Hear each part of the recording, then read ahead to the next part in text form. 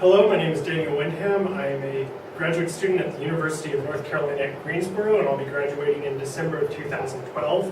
And I'm presenting a PowerPoint today that kind of just goes over some of the actions and some of the highlights of things I did and knowledge I gained while earning my master's in library science.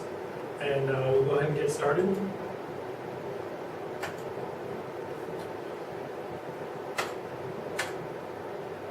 Basically, I broke this down to some essential key points. The first thing I did that was a great asset to me is that I attended as many conferences as I financially could.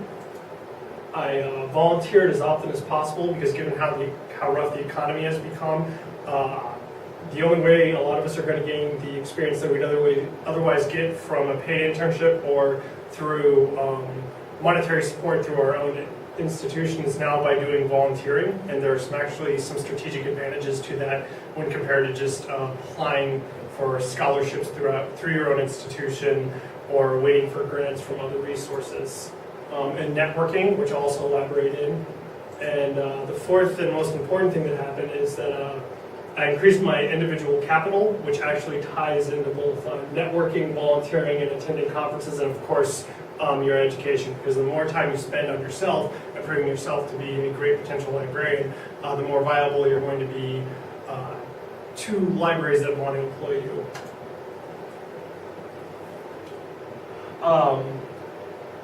Attended conferences, as I said,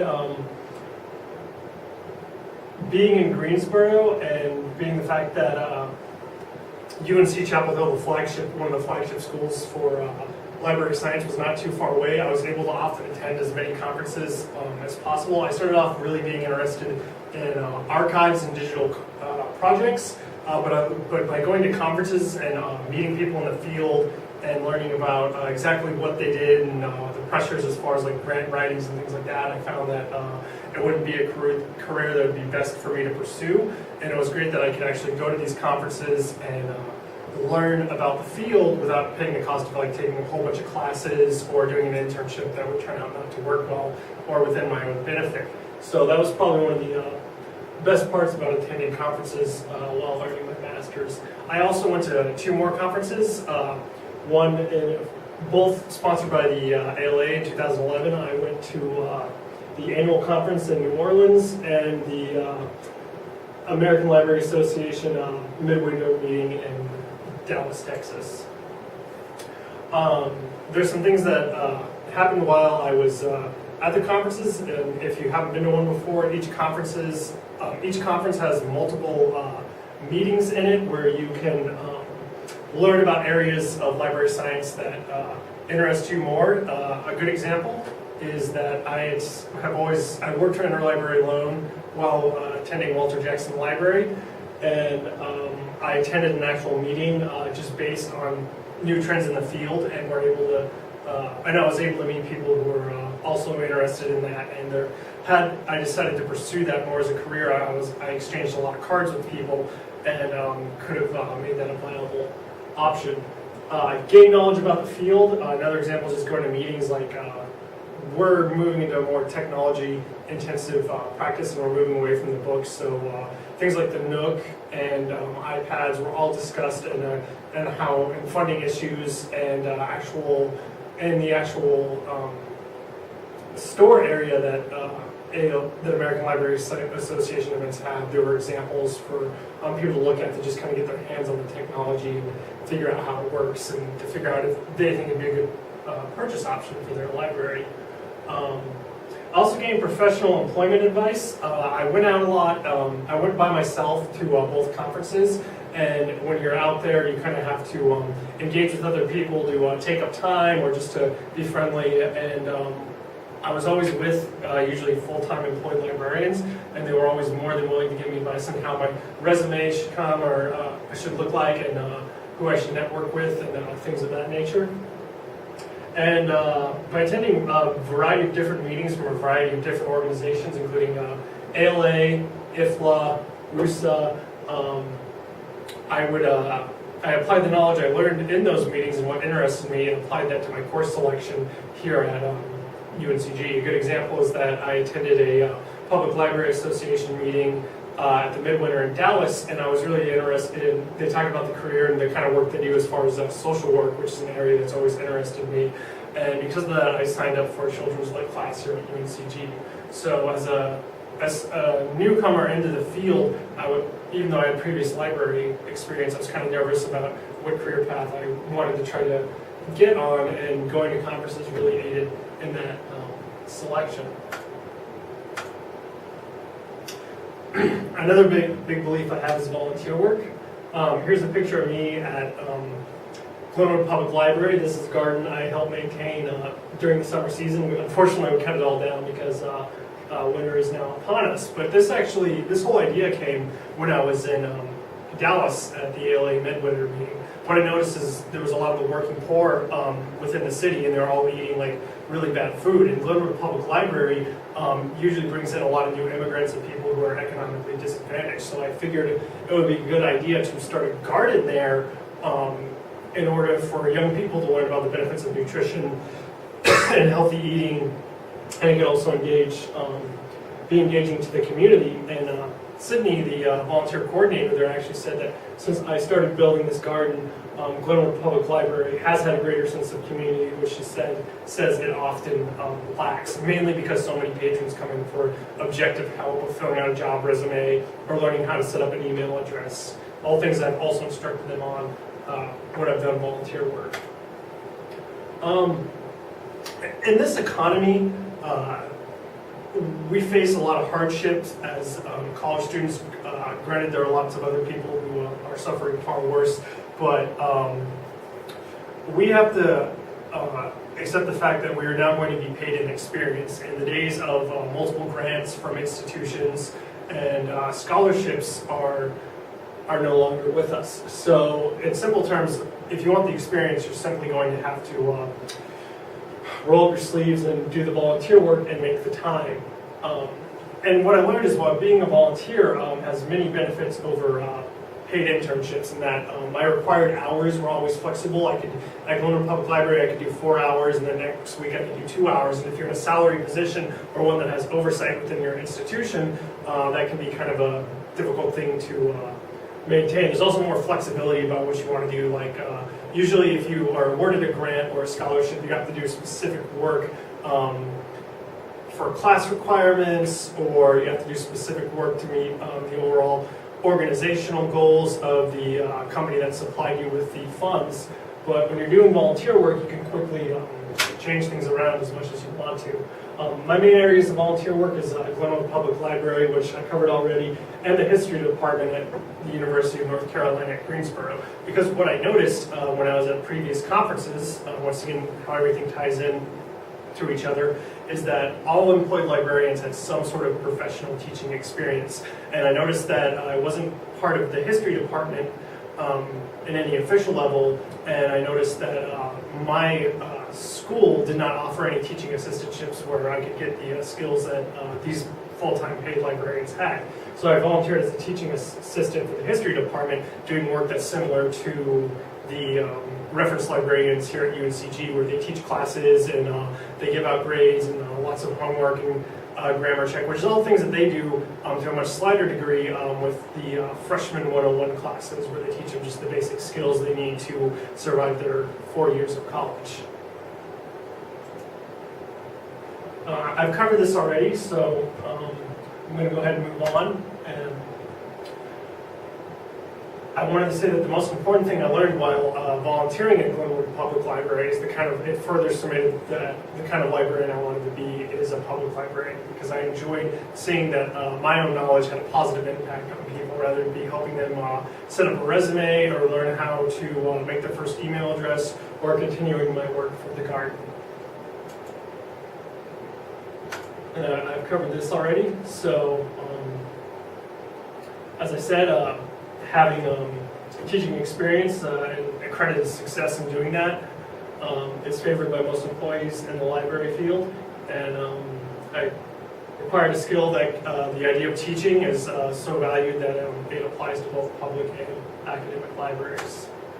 Networking. Here are two groups that I'm recently part of. I've been a member of the ALA since 2010, but wasn't more active in until 2011. And I went through a lot of group changes as I decided what careers I wanted to go into, and I've stuck with RUSA and PLA. RUSA is the Reference and User Services Association, so they deal primarily with finding ways to do better technological and customer service, because they are the people who, for all of you know, who are at the front desk, usually answering the academic questions and the college students. You know, how do I access databases?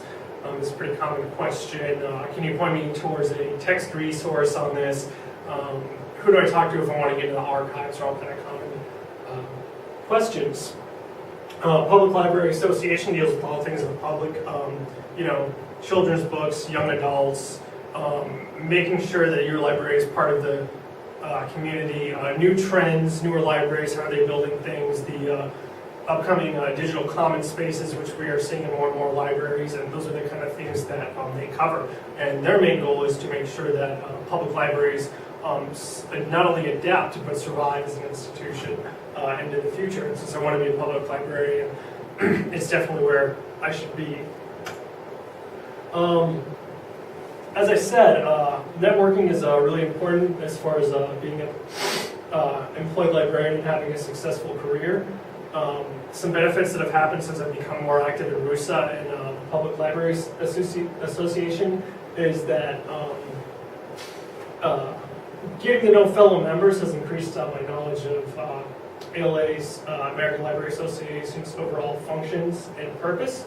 It seemed, when I first started, it was an association that I was very confused by, but since I've done a lot of studying on it and I've been more involved with it, I understand what their goal is, how they see newer, younger people as developmental tools to further their goal, which is basically to keep libraries relevant at a time where Google is and the internet and a kind of quick information is being in competition with real information. It's also opened the doors in the way information for grants and other scholarship opportunities the organization offers. I regularly get emails, I just got a bunch of ways of travel grants, scholarship grants, general aid grants. If I wasn't more involved in the organization, I wouldn't be on these lists that provided me all this great information. By being extroverted when I went to these meetings, I met RUSA members at New Orleans that I was able to actually follow up with when I went to Midwinter in Dallas, Texas. And because of that, and because of saying, you know, some of my skills as far as like media goes, and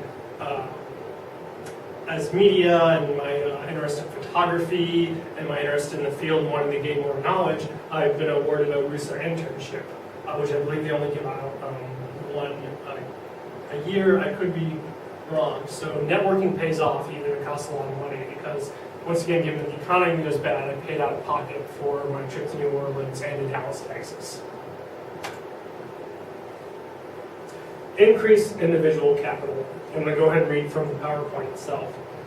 Capital refers to sums of money or assets put to productive use. Capital in the form of money, seeking to expend itself through investment, forms the basis of capitalism.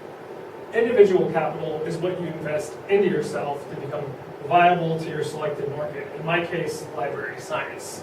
So something that I noticed is that when there were opportunities to do things, even if they weren't paid, or there were opportunities to gain any more experience that would help me become a better public librarian or a better librarian, or gain knowledge of the field either through volunteer work or taking classes or doing a practicum, I did all those things. Even if I was given opportunities that turned out to maybe not be suited to my career field, I went ahead and took them because the pre-existing knowledge will look good from an employment perspective, and it also further sharpened my overall library skills, and it allowed me to further develop as an individual and figure out what I could and wanted to do as a librarian and what I might not be the best at.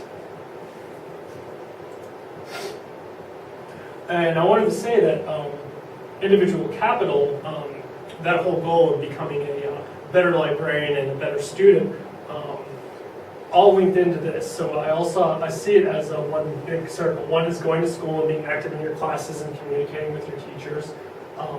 Attending conferences, which, as you know, linked into networking and meeting people from New Orleans and re-meeting them in Dallas.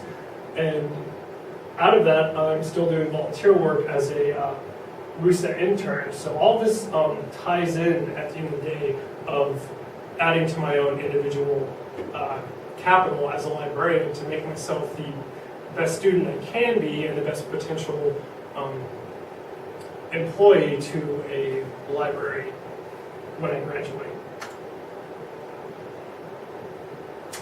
Conclusion, being prepared to commit my overall knowledge and experience into the professional field. Because I volunteered as a teacher, because I volunteered and set up a